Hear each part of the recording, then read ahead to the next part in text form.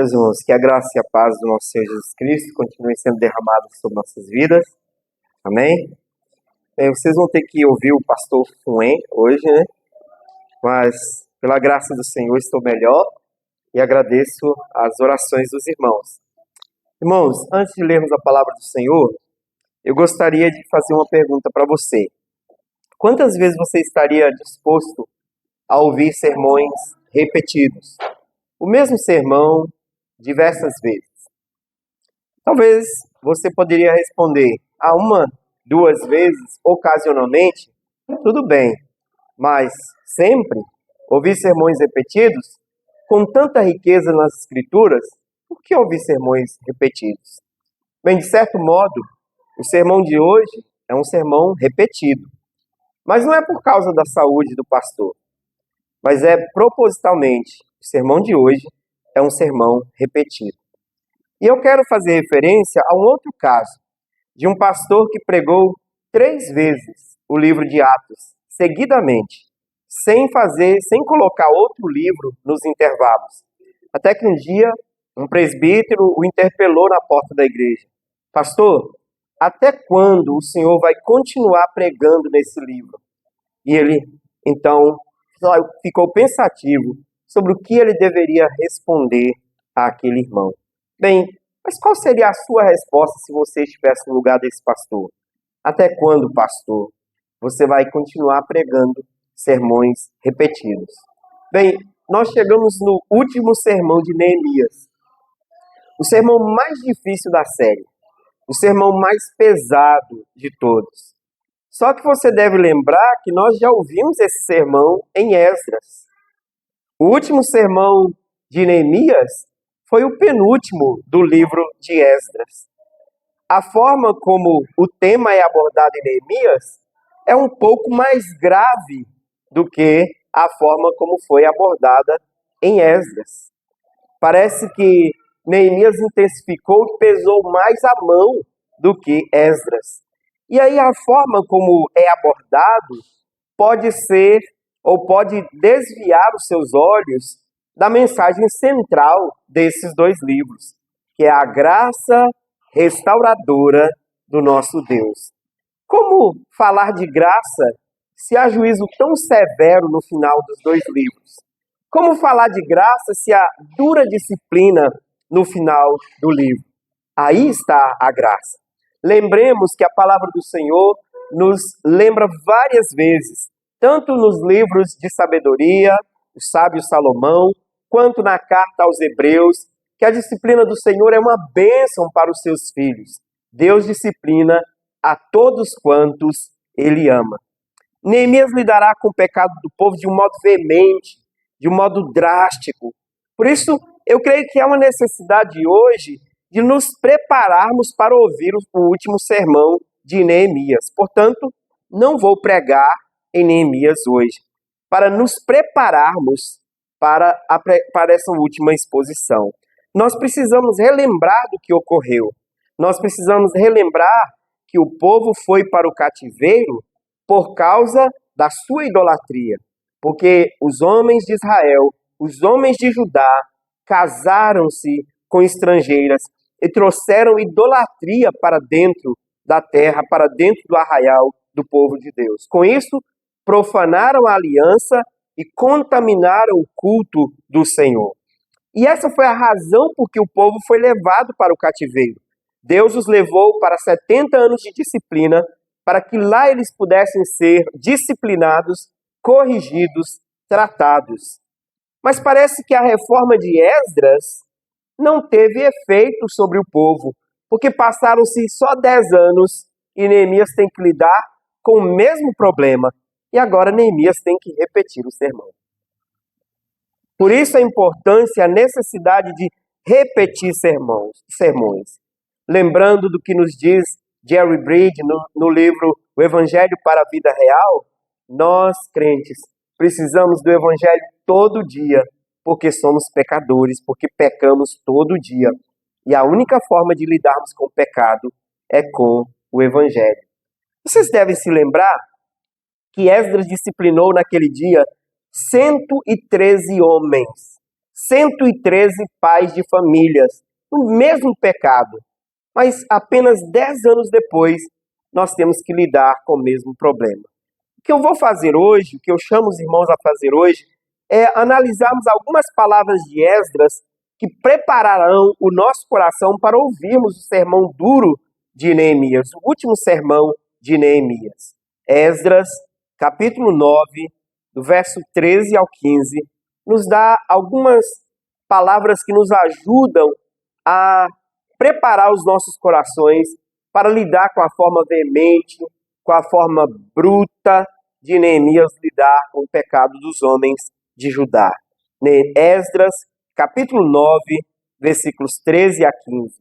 Esdras 9, de 13 a 15.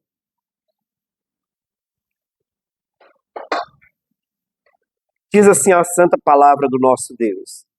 Depois de tudo o que nos tem sucedido por causa de nossas más obras e da nossa grande culpa, e vendo ainda que tu, ó nosso Deus, nos tem castigado menos do que merecem as nossas iniquidades, e ainda nos deste este restante que escapou, tornaremos a violar os teus mandamentos e aparentar-nos com os povos dessas abominações?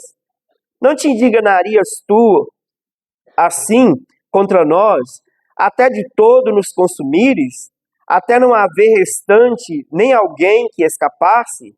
Ah, Senhor Deus de Israel, justo és, pois somos os restantes que escaparam, como hoje se vê. Eis que estamos diante de ti na nossa culpa, porque ninguém há que possa estar na tua presença por causa disto. Vamos orar mais uma vez? Ó Senhor nosso Deus, Deus Pai de amor e de misericórdia, nós estamos na sua santa presença e diante da sua santa palavra. Palavra viva, poderosa, eficaz, transformadora. Palavra que é o instrumento do teu Espírito Santo para quebrantar coração de pecadores, ó Pai. Por isso rogamos ao Deus que o Senhor mais uma vez fale conosco, que o teu Espírito ilumine os nossos olhos, que o teu Espírito, Senhor, tire os impedimentos dos nossos ouvidos, que o teu Espírito, ó Deus, nos ajude, Senhor, a vencer todas as barreiras que impedem que ouçamos e aprendamos e apliquemos a tua palavra às nossas vidas. E que nós sejamos instruídos, ó Pai, em toda a verdade, e possamos nos submeter a ela com amor e temor. Nós te rogamos, ó Pai, no nome santo e bendito de Jesus. Amém e amém. Bem, irmãos, eis que esses versículos nos dão a razão, nos dão motivo para que o sermão seja repetido 10 anos depois por Neemias. Nesses 3 versículos que nós lemos, Esdras ora a Deus. E a sua oração expressa algumas coisas muito importantes para entendermos sobre o pecado do povo e sobre a graça e a misericórdia de Deus para com aquele povo. Em primeiro lugar, olhemos o que Esdras fala sobre a gravidade do pecado do seu povo. Em primeiro lugar, ele reconhece o motivo da disciplina do Senhor. Ele reconhece o motivo para o castigo de Deus. No verso 13 ele diz: Senhor, depois de tudo o que nos tem sucedido, ou seja, depois de 70 anos de cativeiro disciplinar, por causa de nossas más obras e de nossa culpa, nós ainda temos feito pecado tal perante o Senhor. Ele reconhece que o motivo do juízo de Deus, do castigo, da disciplina do Senhor, era por causa das más obras do povo e por causa da sua grande culpa.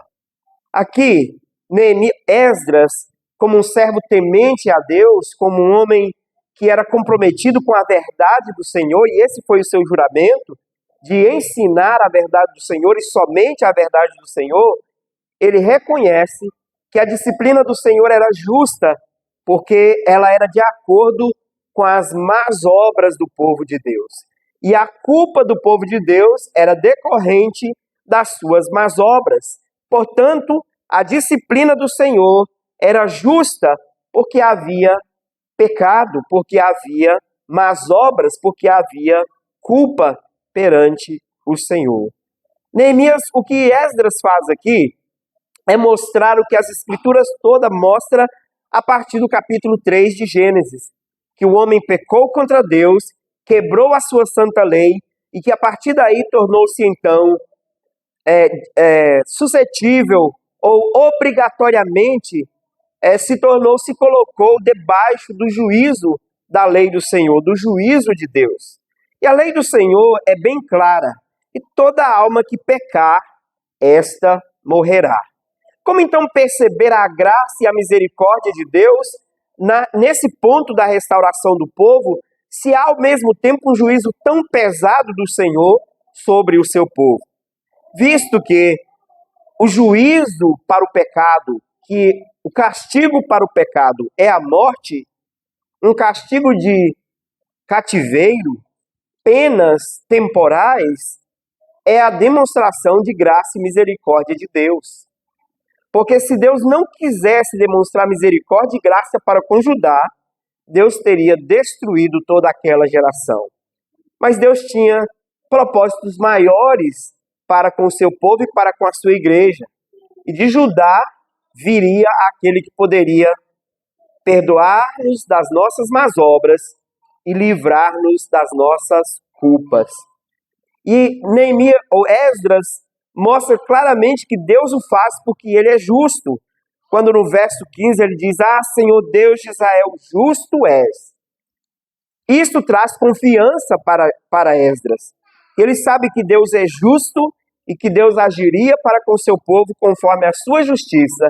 E por causa da sua justiça, ele agiria conforme as suas promessas. E ele havia prometido perdoar quando houvesse arrependimento genuíno. Quando nós lemos essas palavras aqui, nós temos que lembrar que cada um de nós somos pecadores e que podemos ser enquadrados em certa proporção, talvez não no mesmo pecado, mas em diversas outras áreas, em diversos outros pecados que cometemos contra o Senhor e contra a sua santa lei, podemos ser enquadrados aqui. Talvez alguns poderiam olhar, e ao olhar especialmente o texto de Neemias, que será duro, veemente, só para vocês terem uma ideia, se vocês já leram o texto, Neemias chega a espancar alguns homens para corrigir o pecado, o que na nossa época seria chamado de violência ou abuso religioso. Só para vocês terem ideia do quão grave foi a situação, você pode pensar que talvez alguns poderiam olhar e dizer: que injustiça, isso é graça, isso é misericórdia? Mas aí nós podemos responder com as palavras de Paulo em Romanos 9, no verso 14. Que diremos, pois? A injustiça da parte de Deus por agir assim? A injustiça da parte de Deus? De modo nenhum. E Paulo nos ajuda a responder ao citar o texto do Antigo Testamento, mostrando que nenhum de nós merece nada da parte do Senhor, a não ser a sua dura e penosa justiça. Romanos 3, os versos 10 a 12, Paulo nos diz o seguinte: como está escrito, não há justo, nenhum sequer, não há quem entenda, não há quem busque a Deus, todos se extraviaram, a uma se fizeram inúteis, não há quem faça o bem, não há um sequer. É Deus injusto ao punir pecadores? Não, Deus não é injusto ao punir pecadores. Deus não é injusto ao punir pecadores, porque todos nós merecemos a punição. Mas o que Deus fez com Judá foi demonstrar grande graça e misericórdia ao dar uma punição temporária, um castigo temporal que visava a sua correção. Neemias faz uma pergunta muito importante Esdras faz uma pergunta muito importante no verso 14. Senhor, tornaremos nós a violar os teus mandamentos e aparentar-nos como povos dessas abominações? A oração de Esdras não deveria ser a oração de cada homem de Judá? E certamente toda Judá deveria responder: não, nós não tornaremos a cometer tal abominação contra o Senhor, porque o Senhor nos proibiu. Não, nós não tornaremos a fazer tal coisa perante o Senhor, porque Ele nos proibiu e Ele nos corrigiu. E aí, essa história fosse repassada para a geração seguinte, para que os jovens que naquela época ainda não tinham idade de casar, quando chegassem ao momento de casar, fossem lembrados pelos seus pais do que havia orientado o Senhor e não cometessem tal abominação. Mas bastou passar apenas 10 anos e o povo se esqueceu dessas palavras de Esdras e novamente cometeu abominação contra o Senhor. Quando Esdras faz essa pergunta, ele faz uma segunda, dizendo: Senhor, o Senhor não se indignaria a tal ponto de nos consumir? O Senhor não se indignaria de até esse restante que foi trazido da Pérsia ser extirpado? Até esses que escaparam, o Senhor não traria o fim deles? E aqui nós vimos a grande misericórdia de Deus, porque novamente o povo comete o mesmo pecado. Não segunda vez, mas diversas vezes na história esse pecado já tinha sido cometido. E o Senhor graciosamente os perdoou. E o Senhor graciosamente os concedeu a graça restauradora. Esdras começa reconhecendo a gravidade do pecado.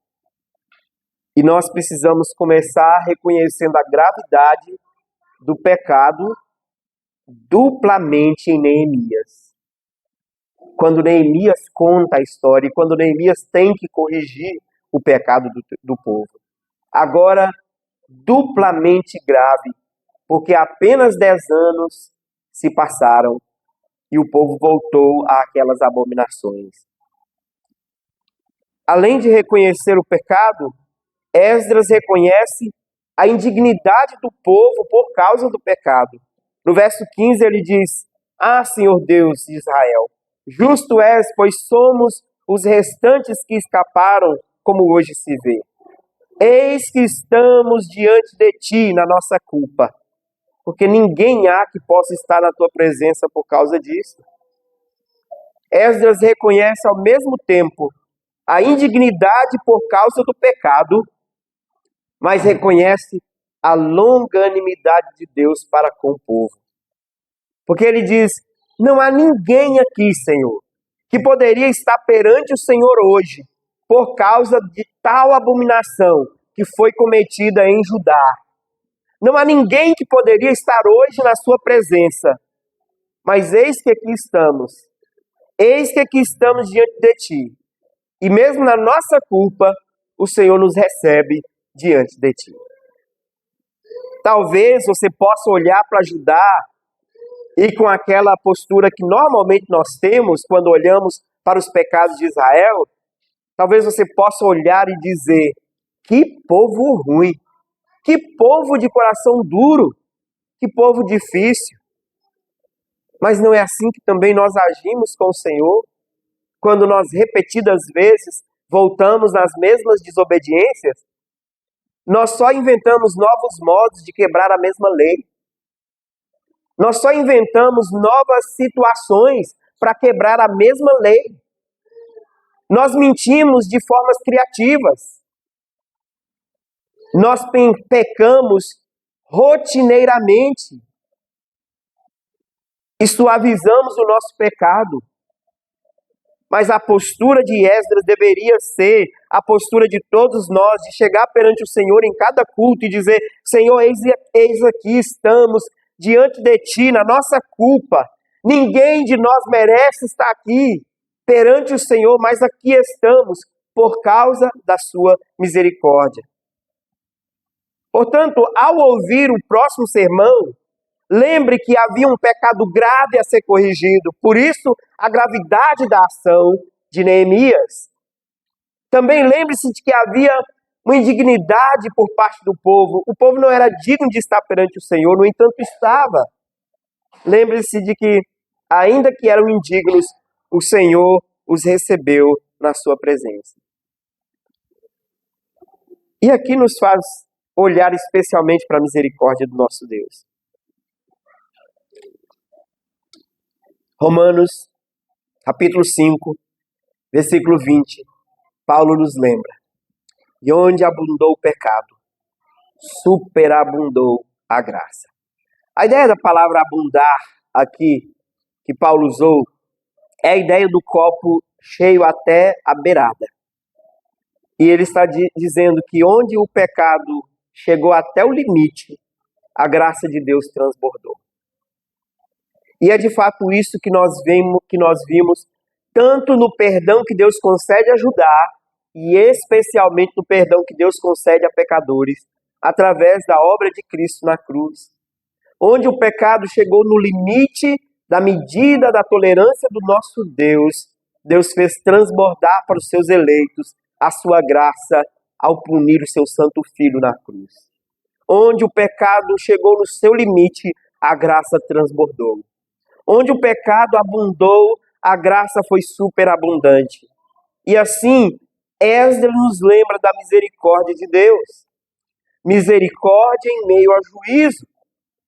E talvez nós não consigamos ver, mas sempre há misericórdia no juízo de Deus contra o seu povo. Não há misericórdia para com os ímpios que estão condenados eternamente. Há apenas justiça e justa justiça. Mas há misericórdia no juízo de Deus para com o seu povo, porque ele aplica a justiça que deveria ser cobrada do seu povo, é paga pelo seu próprio filho. E aqui, Esdras reconhece a misericórdia e a graça de Deus. Quando ele diz: Senhor, nós recebemos tal punição por causa das nossas más obras e da nossa culpa. Ele estava dizendo: todos nós nada merecemos. O que merecemos é o seu justo juízo. Ele reconhece mais do que isso, no verso 13. Vendo ainda tu, ó nosso Deus,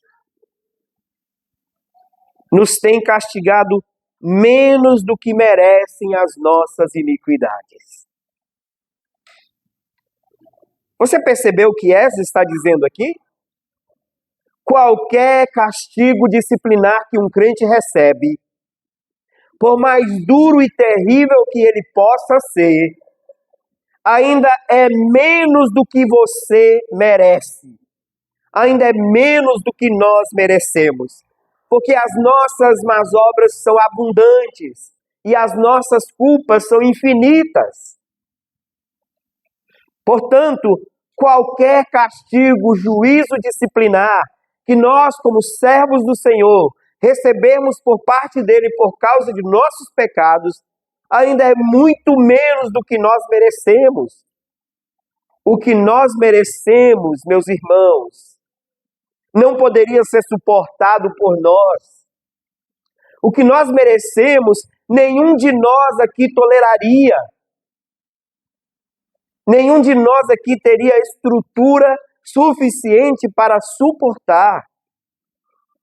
Para isso, porque nós não temos sido castigados como nós merecemos, o Senhor guardou o seu juízo terrível para o seu Filho. Por isso nós precisávamos de um Salvador que fosse tanto homem quanto Deus. Homem para integralmente nos representar e Deus para integralmente sustentar, suportar todo o castigo que nós merecíamos. Quando você ler essas palavras, Deus, nosso Deus, nós temos sido castigados menos do que merecem as nossas iniquidades, tenha certeza disso, você não passa por nenhuma aflição, nenhum castigo, nenhuma disciplina que seja de longe próximo do que você merecia passar por causa do seu pecado. Certamente, alguma vez você já deve ter passado por alguma situação muito difícil e você talvez tenha deixado escapar da sua boca: Senhor, eu não mereço passar pelo que eu estou passando. E eu diria para você: sim, você não merece passar pelo que você está passando. Você merece pior. Você merece muito pior do que isso. Mas quando Neemias mostra que nós temos recebido menos do que as nossas iniquidades merecem, ele está nos lembrando da misericórdia, da graça, da longanimidade do nosso Deus para com os nossos pecados, da sua tolerância graciosa, perdoando pecadores repetidas vezes. Além disso, ele lembra aqui da justiça de Deus. Quando ele diz que: ah, Senhor Deus de Israel, justo és, no verso 15. Ele diz: somos os que restaram, somos os que escaparam, como hoje se vê. Ele está, em primeiro lugar, lembrando de que Deus, o Deus justo, prometeu que faria escapar parte do seu povo, traria Judá de volta. Sim, ele preservaria Judá. E ele está dizendo: justo és porque preservastes. Justo és por manter fiel a sua palavra. Sim, o Senhor está dando testemunho da sua justiça. Está dando testemunho da sua fidelidade. Mas ele também está dizendo: justo és por castigar o seu povo. Porque o teu povo merece castigo. Nós estamos aqui, Senhor, perante Ti com a nossa culpa. Ninguém há que possa estar na Tua presença por causa do que cometemos. Mas nós estamos aqui, Senhor. O Senhor é justo. O Senhor disse que nos preservaria. E o Senhor nos preservou.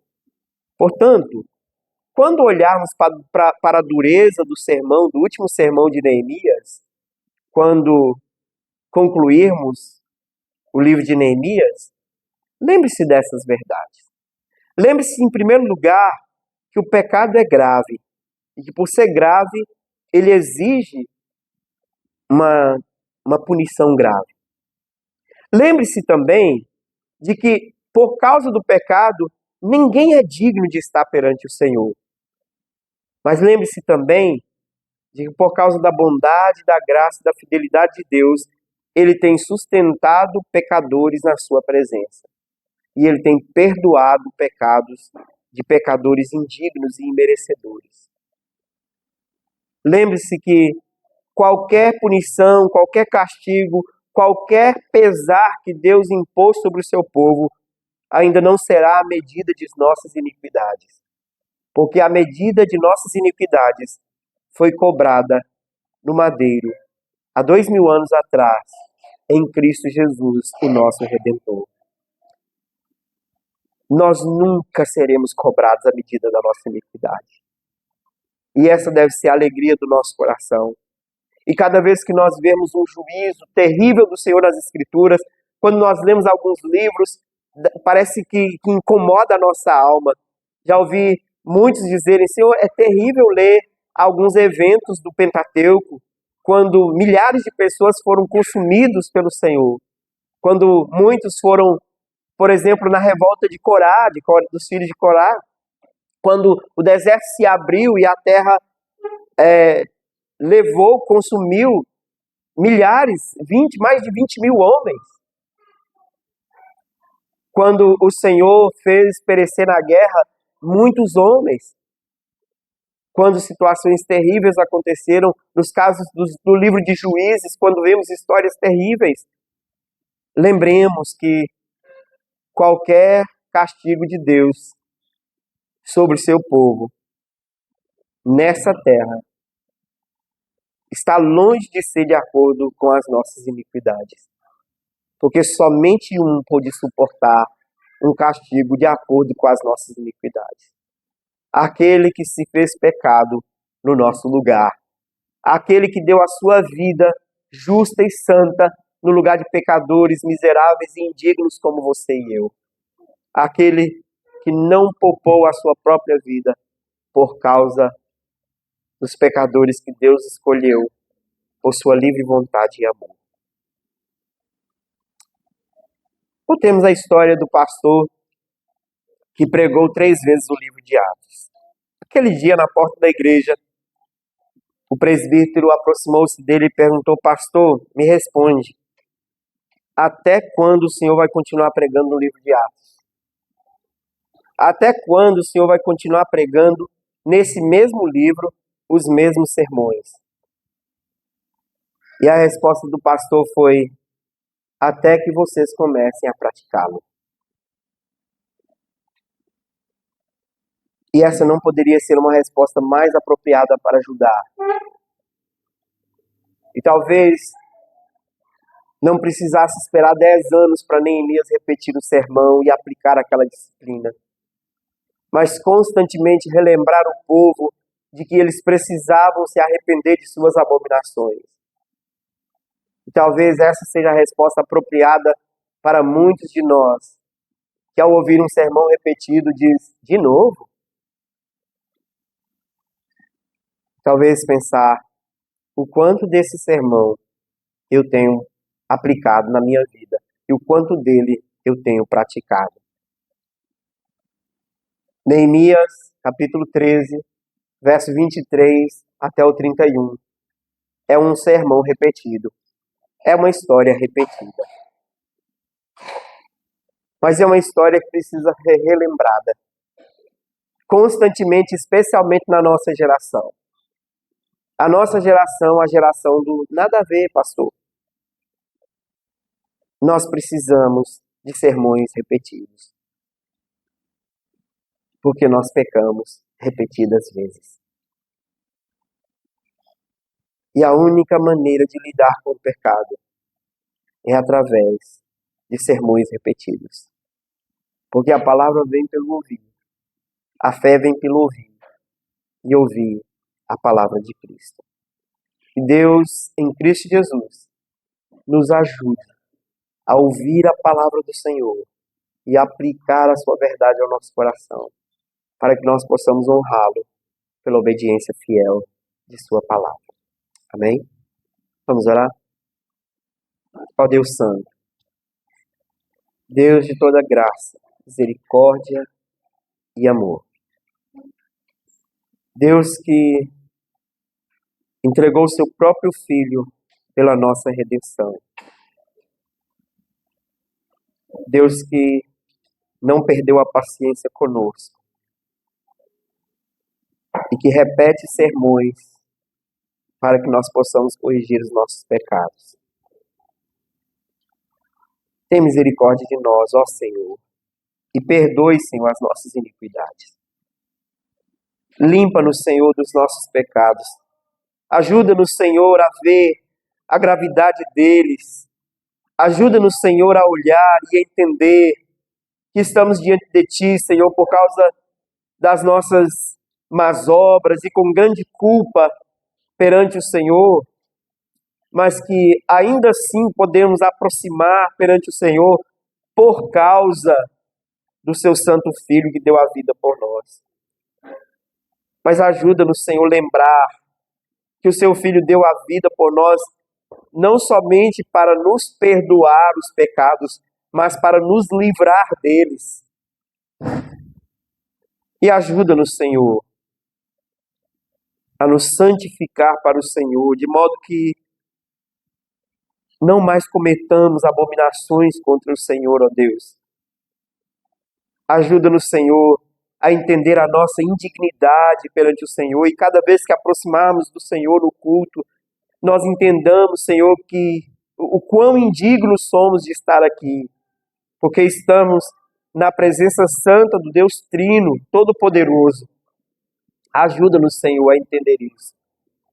Mas ajuda-nos, Senhor, também a olhar para o Senhor, ó Pai, através de Cristo Jesus, sabedores de que o Senhor estende a esses pecadores que buscam a sua face a graça perdoadora a graça restauradora, graça santificadora. Ajuda-nos, Senhor, a olhar para o Senhor e buscar em Ti misericórdia e perdão. Como diz o Teu servo Daniel, a nós, Senhor, cabe o corar de vergonha, mas ao Senhor o perdoar, porque o Senhor é rico em misericórdia e em graça. Por isso, Senhor, perdoa-nos, ó Deus, e conduz-nos, Senhor, a dar ouvidos à Sua palavra, para que não continuemos nas nossas abominações, continuemos, Senhor, na prática dos nossos pecados.